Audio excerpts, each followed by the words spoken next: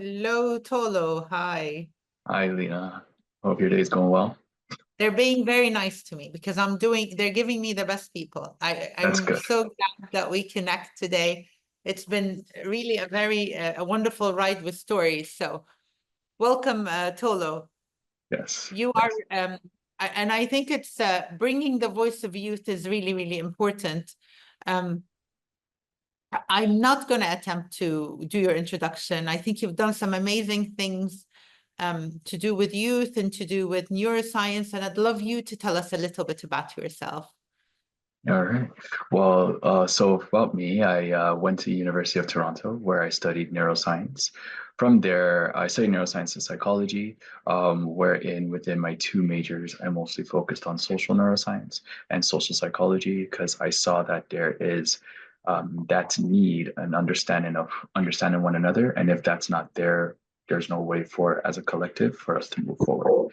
And in that did spark my interest and my passion for education, thus leading me to go and do my master's in education in Ottawa, University of Ottawa, wherein my area of research was on culturally relevant pedagogy and the need for pre-service teachers to be taught within that realm.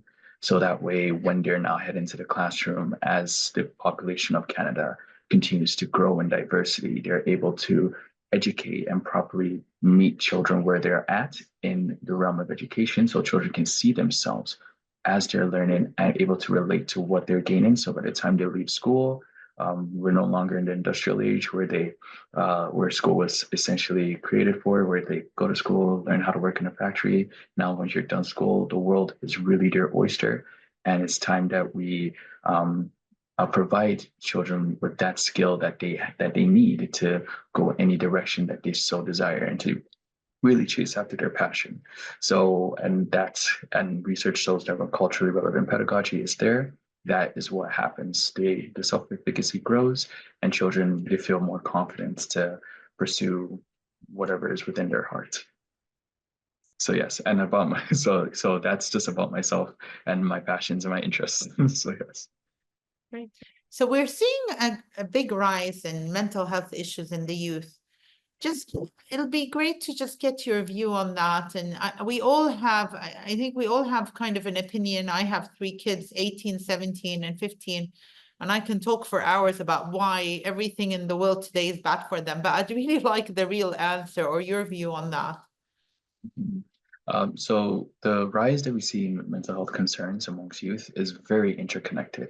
And there's social media that's influencing them, and then by now children are learning more so getting into the age of instant gratification or wanting things right away. So they're not learning to that resilience piece is not really being built within them.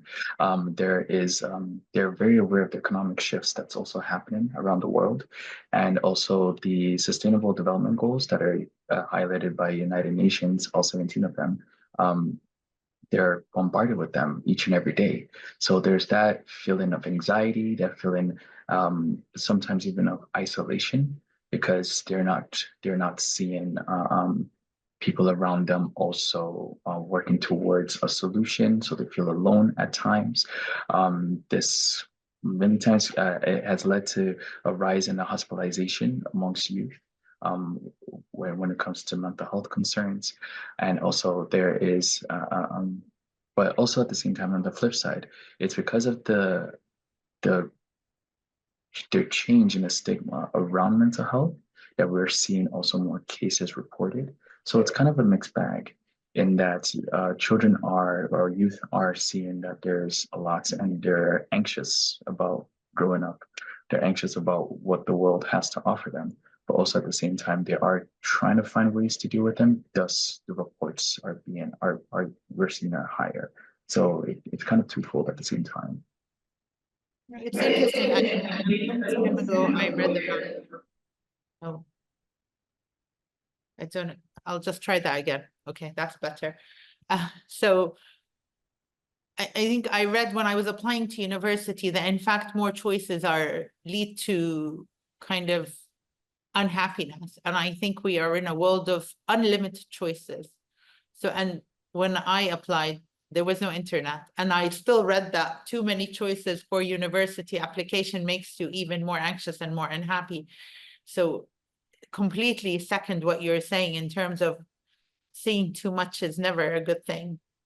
But if you had like, and I'm sure you have a view about what is the big thing that we could do or we could change in our day-to-day that would really impact the youth's mental health, what would have the biggest impact? What's the action or the behavior that we could do in today's society to have the biggest impact? I'll say the biggest impact would be one, encouraging youth to engage in more mindfulness practices.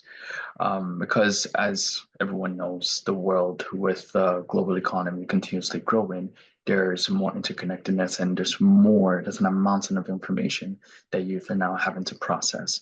And that's many times doesn't allow them to become very mindful of who they are and of the state that in which they're in, which can lead them going left, right, and center, and then just add into the anxiety that follows that. So engage in more mindfulness practices, different forms of meditation, practices that really help them remain grounded to focus on the here and the now, I think is something that can be implemented for youth. So that way, as much as they are seeing there is much to do, they are not losing themselves in the process of trying to find even solutions that they themselves can bring to the table. And then the really like corporate question, how do you hire them? How do you employ these new, smart, and very resourceful people who are very hard to manage? How do you bridge that gap between what's required in the workforce and all these new skills that they have, and the cultures are clashing? So how do we bridge that gap? I'll say a great way to bridge that gap, and one thing that even has worked for me, I noticed that even as I entered the workforce, there is also a gap between myself and the generation before. But I find mentorship, intergenerational mentorship is one great way of bridging that gap, wherein it's not just the mentees are like it's like a Socratic, not a Socratic, but like we're in a classroom and just being talked to. But the mentors themselves are also gleaning information from their mentees, so that way they are learning from the younger generation, as the younger generation is learning a lot from those who have come before them, who have the knowledge within the field that they're trying to enter. Another great way to bridge that gap is to incorporate or to have more intergenerational leadership programs, so such as on Mindtrust Leadership, wherein they have programs wherein people from different generations can come together, learn about leadership, learn from one another, and from there they're able to grow together as leaders, wherein the older generation learns and is able to gain information from the younger, and the younger generation are able to gain the skills that has helped those who have come before them truly become successful within their field. And a great way that I always promote is open dialogue, just talking about values. What values resonate with those who have come before, those who are entering, and how do they see themselves living or staying true to these values within the workplace, within the workforce that they're in now.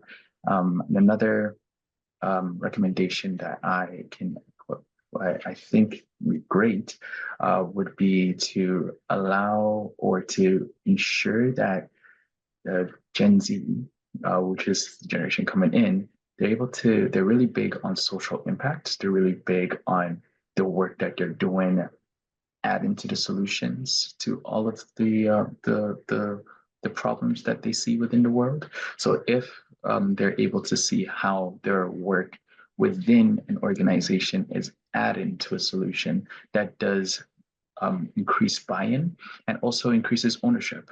So that way, when they're stepping in, there is that they're more likely to be humble, wherein they're learning from those who've come before, and also at the same time to see the fruits of their labor, which is very big for them as well. Okay. Final question before I turn it over to the floor. Stories is setting up a mental health advisory committee after this event, and they're going to use a lot of the data from today to set it up. What would your recommendation be to make that committee or that group of people more impactful for the youth? What is the pointed action that they can put in their manifest that would touch your goals? I'll say one great way of it would be to implement mental health and EDI practices that promote well-being. So that can be in the creation of regular unconscious bias training for employees and leaders, where they become more understanding of the unique challenges that marginalized people face and how that affects their well-being. The creation of EDI focused wellness programs, wherein wellness initiatives are for diverse needs are addressed. Another one would be to create resources, mental health resources for individuals, especially for youth, wherein they know that the workforce, it just doesn't care about what they produce, but it cares about who they are as an individual. And in that way, sees them as a whole, rather than just someone who comes in, does the job and goes home, but actually cares about their development. Because we know that mental health does, in effect, impact the way that youth see their job and also produce within their roles. Great. Thank you so much, Tolo. I'll turn it over to Nadine to take questions, I believe, from the floor. Yes, we have. Hi, Tolo. Thanks again for joining us. So we have one question from Neda. I'm going to ask you, please, to unmute yourself and come on camera so that I can promote you. All right, great. If you give me a second, I will add your spotlight. Please, Neda, go ahead and ask your question. Hi, Tolo. I'm very glad to have someone who knows a bit about education. I'm a teacher. I teach seniors in a German school in Cairo. And recently I've noticed, like, I've seen a lot of students who get panic attacks, serious panic attacks, especially a few months before the exams. They do the IB, the International Baccalaureate. And when I talk to their parents, when we talk about this matter, the panic attacks, most of they're Egyptian parents, so the mentality is a little bit different.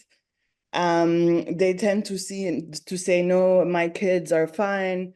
They're just weak. They don't study enough, and now they're scared. But I know that they study hard. I know that they're really panicking, and I find it very difficult to communicate with the parents and explain to them that they have to take this matter seriously.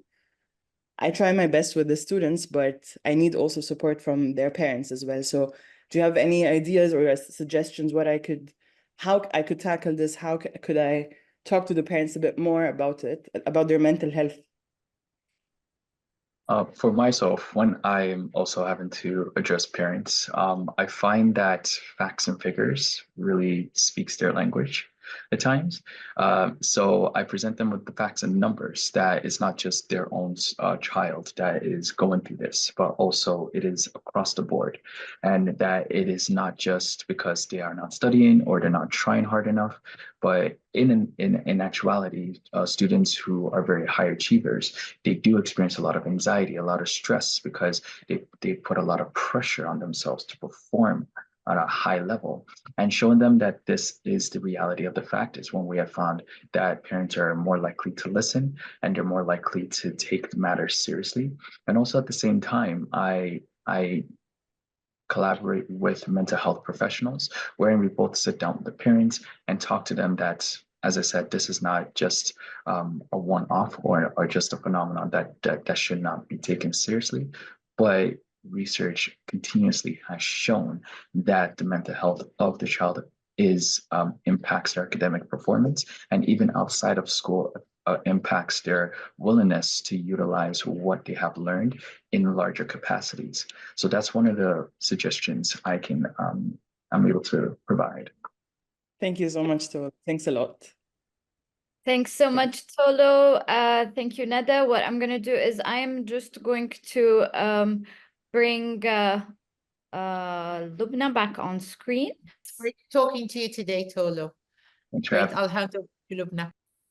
Tolo, I just wanted to say a huge thank you to you and to Mindtrust Leaders for your intervention today. We're very, very happy to have you. And I wish you a really nice day. And we're going to transition to the next segment. Thank you again.